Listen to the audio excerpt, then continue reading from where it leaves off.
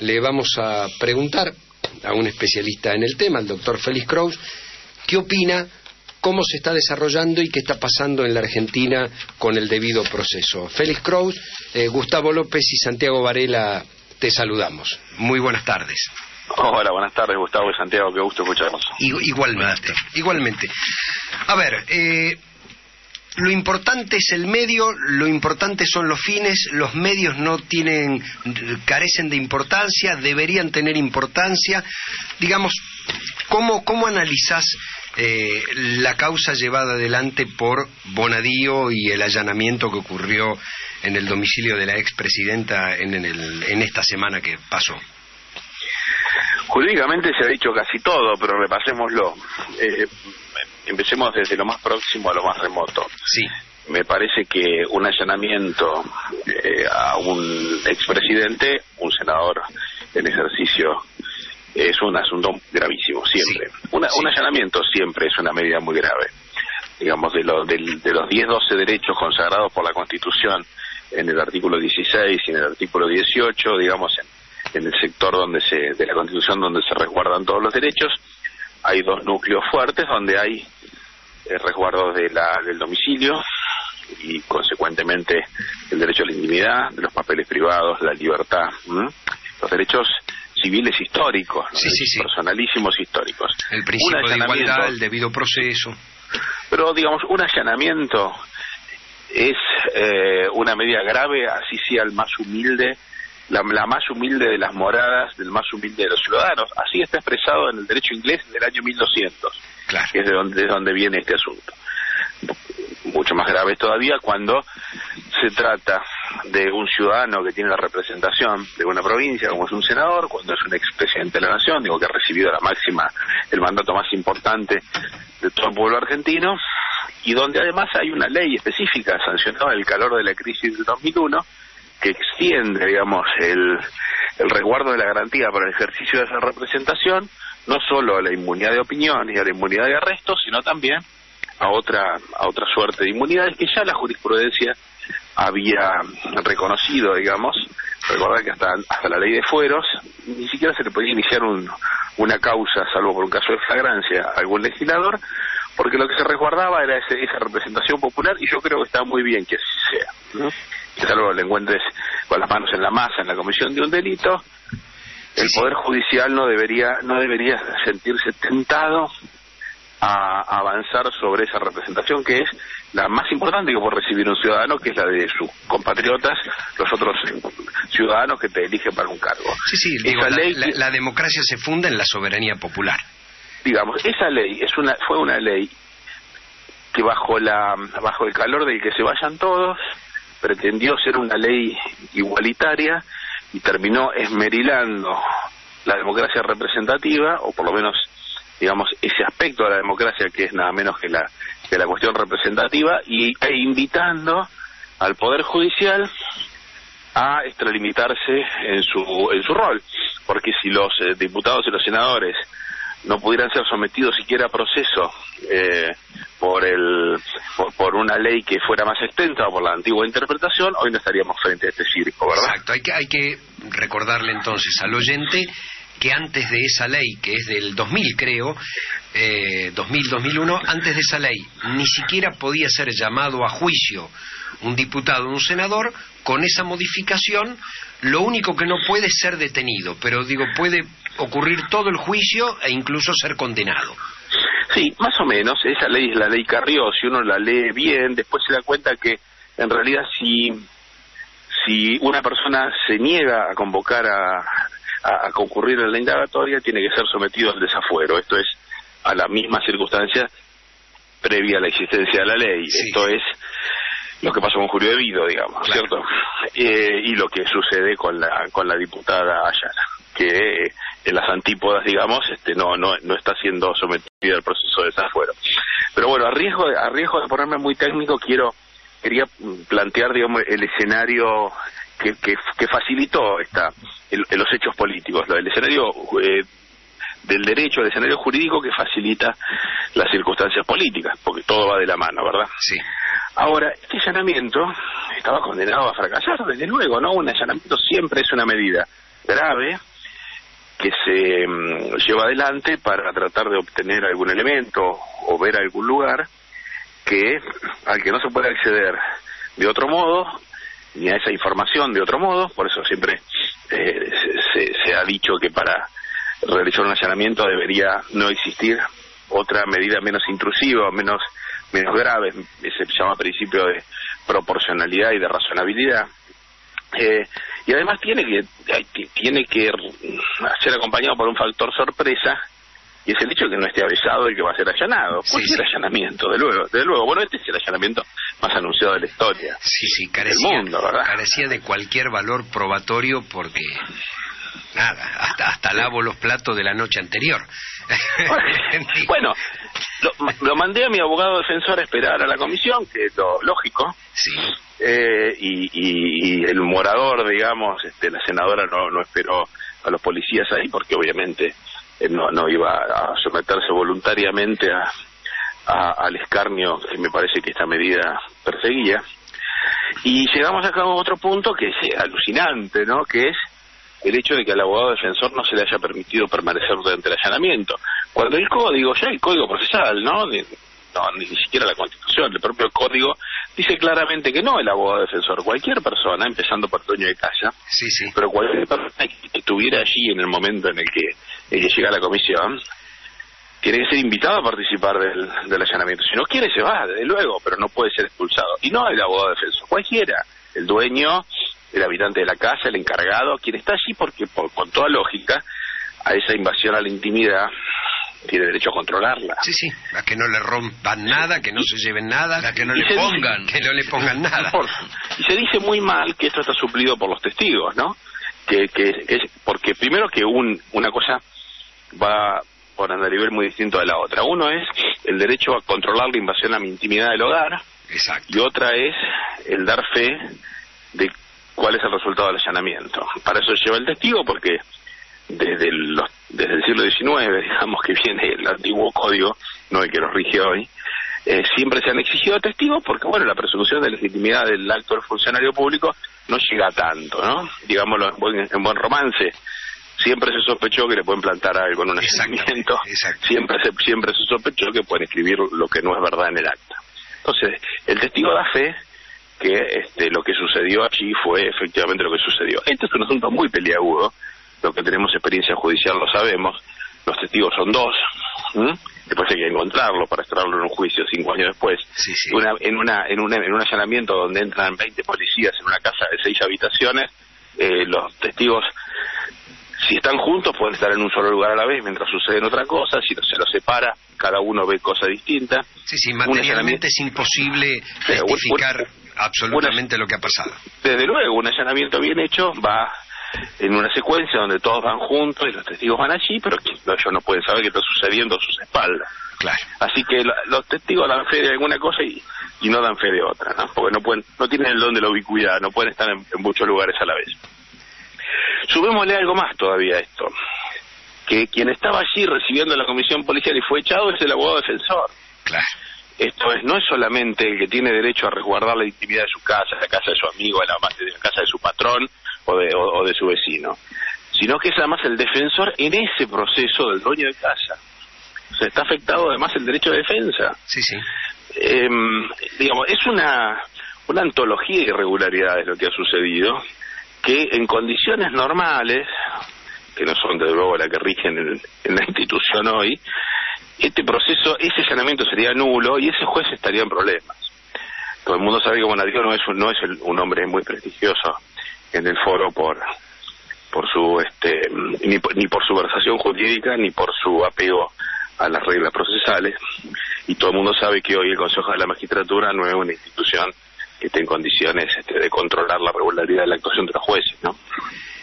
Lamentablemente es así. Uno imagina. Bueno, después hay otras irregularidades en el expediente, que es la falta de sorteo, es decir, la elección, el forum shopping, la elección del juez sin sorteo. Digo, esto viola la garantía del juez natural. Y por otro lado, bueno, las expresiones del propio fiscal, que en algún momento dijo no hay sortija para todos, y acá el que declara de la manera que el juez quiere se va a su casa, y el que no declara o no declara de la manera que el juez quiere se queda dentro. Sí, y además el desperfilamiento por parte de la Cámara de Apelaciones de su rol de control de las resoluciones del Tribunal de la Primera Instancia, que lo único que tiene es una Cámara de Apelaciones. Claro. Desde hace mucho tiempo las cámaras, todo el Poder Judicial se piensa a sí mismo como una institución jerárquica. A la Corte le encanta decir que es la cabeza del Poder Judicial, lo deduce de alguna norma de la Constitución, digamos, hay como una especie de sensualidad del ejercicio del poder interno. Entonces, los tribunales de revisión de sentencias le llaman el inferior al tribunal de primera instancia, los tribunales de primera instancia llaman el superior al... Pero la verdad que todos los magistrados son magistrados y lo que cumplen son roles distintos. Ahora, si nos quedamos sin una cámara que revise, de hecho se diluye el control de la segunda instancia, porque es cuando la cámara asume este rol extraño de direccionador de las investigaciones, entonces exhorta, ya lo hizo alguna vez, hace un par de años el tema por supuesto tuvo menor impacto que ahora, y lo hace en causas menos importantes. Las cámaras dicen, bueno, ahora investiga para este lado, investiga para el otro lado, bueno, ¿cómo puede revisar luego la cámara el resultado de esas diligencias y el acierto o el error de las estrategias investigativas en las que participó? Es un sistema muy desquiciado en el que estamos, en todo el sistema inquisitivo, donde los jueces hacen de jueces y de fiscales, los fiscales son la quinta rueda del carro, la Cámara en lugar de revisar parece ser el jefe de investigación, está todo absolutamente distorsionado. Es un sistema que permite esto porque es un sistema muy imperfecto y la autorregulación de los jueces es lo que permite que el sistema funcione razonablemente bien. Los jueces se han desatado y entonces ahora pasan este tipo de cosas. Ustedes vieron que trascendió que el juez Bonadío le iba a pedir al presidente de la Cámara, el doctor Irursun, que convoque a una reunión con el resto de los jueces federales para coordinar el trabajo. Bueno, eso no es un poder judicial, eso es una task force, ¿no? Sí. Claro, digo, cada uno tiene que hacer su investigación, puede adoptar caminos diferentes. Ahora la pregunta, bueno, y no, obviamente los mecanismos de control, que es el Consejo de la Magistratura, no funciona. Digo, si a un juez lo destituyeron, no tomándole juramento a uno de los miembros, y violentando la mayoría que había establecido el propio Senado, bueno, estamos en un problema. Recordemos, Gustavo, el senador Ruperto Godoy, senador por San Juan, lo dejaron fuera del Consejo en un fallo delirante, diciendo que son los senadores que pueden integrar el Consejo de la Magistratura tienen que ser abogados. Sí, es una suerte de supercalificación que no está en la ley. Exacto. En el cual un juez dice que solo que los senadores, un nuevo requisito, ¿no? Sacamos el requisito de los 100.000 pesos fuertes para ser senadores, le pusimos el requisito de ser abogado. Una extravagancia de las tantas que producen algunos jueces. Y luego lo tuvieron al senador Páez, demorándolo en la antesala de la Corte para tomarle juramento, senador y abogado, mientras destituían al doctor Freilder. No abro juicio sobre si estuvo bien o mal destituido. Ahora hablamos del procedimiento, digo, el respeto a la Constitución en el procedimiento de destitución de un juez.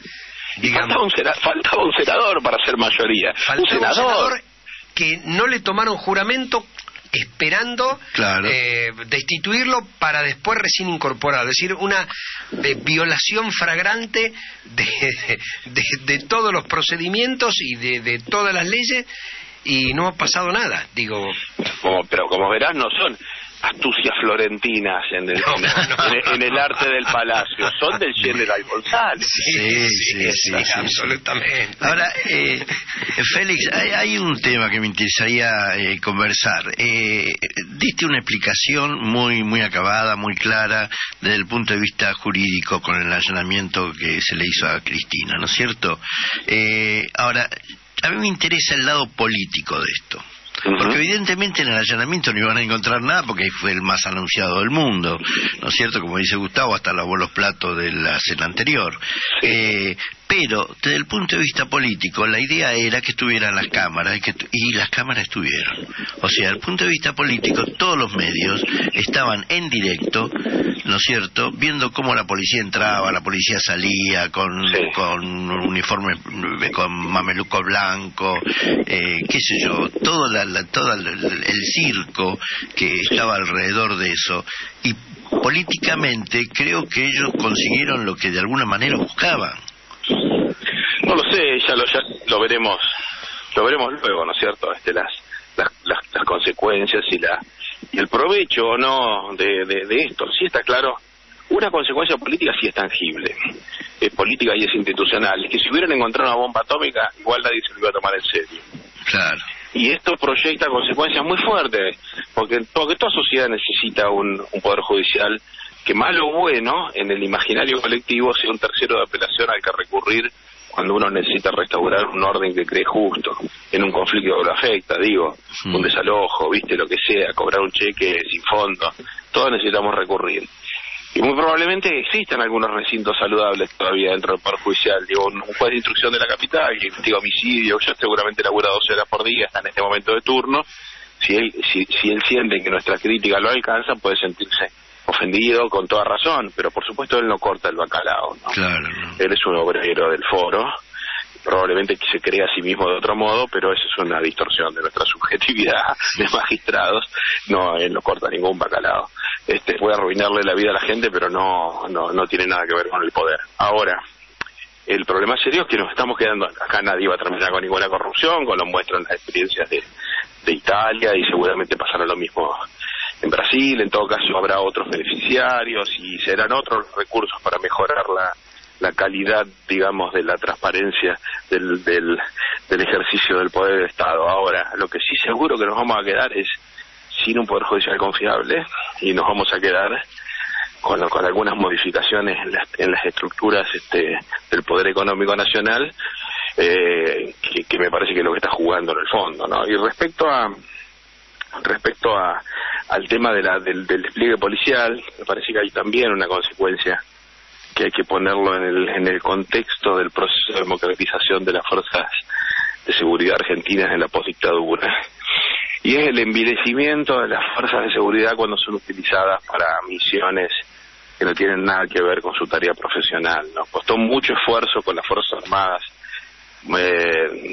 ponerlas en un quicio profesional, mucho esfuerzo, y se logró, y ahora esto está en riesgo con este involucramiento de las Fuerzas Armadas en la llamada lucha contra el narcotráfico, que las propias fuerzas recelan con razón, porque han aprendido la lección histórica de cuando se entusiasman con misiones que no les son propias.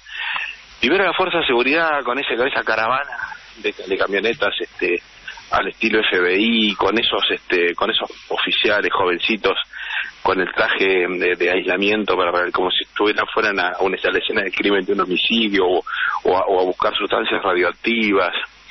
Esas chicas tan jóvenes, digamos, que a lo mejor por la propia naturaleza de la institución a la que pertenecen, se convencen que realmente están en una cruzada moralizadora de no sé qué cosa, van a terminar siendo los que paguen el pato en el prestigio social o eventualmente en el fuero criminal por este tipo de desmanes. Ya lo ha mostrado en la historia. Pienso en el jefe de la Policía Federal, un hombre que tenía prestigio dentro de la fuerza. Tan es así que durante el kirchnerismo recibió 2 ascensos al mérito extraordinario que lo dejaron en las puertas de ser el jefe de la policía, digamos. Eso es un muchacho que paradójicamente llegó a... Yo lo conozco desde cuando tenía menos de 30 años, así que sé bien de lo que hablo. Que llegó a jefe de esta fuerza con una idea moderna, digamos, de cómo estructurar la fuerza, y muy joven, mucho más joven que otro jefe de policía, después de haber recibido varios ascensores por parte de la expresidenta Cristina Fernández por su desempeño. Él es el primer director de drogas peligrosas que llega a jefe de la Policía Federal, y probablemente por eso está recostado ahora que tiene que hacer drogas peligrosas. Por esto nada, será su gente de confianza. Ahora, claro, termina siendo el jefe de esta caballería rusticana gaucha que llegó a Recoleta a un allanamiento para nada, durante 13 horas, que no sé, estuvieron cargando los celulares ahí, me imagino. Sí, con un operativo como si fuera un operativo antiterrorista de ISIS, con una bomba atómica. Termina degradando el rol de una fuerza, que es una fuerza auxiliar del sistema judicial, que con todo lo que cuesta profesionalizar y mantener a derecho a las fuerzas de seguridad, que tienen una historia y tienen una pulsión, digamos, institucional negativa, porque la historia es esa, ¿no? Está pasando eso con Gendarmería, que es la fuerza que eligió Patricia Bullrich para llevar adelante una política que está desprestigiando a la fuerza, y es cierto, después lo que van a terminar procesados son los gendarmes, no son ellos. Pero es lamentablemente así. Doctor Félix Kraus, muchas gracias por tu análisis. ¿Sí? No, a ustedes les agradezco por la charla. Dale. Que tengan un buen fin de. Gracias, igualmente. Fiscal ex titular de la Procubin. Seguimos haciendo con algunas cosas claras.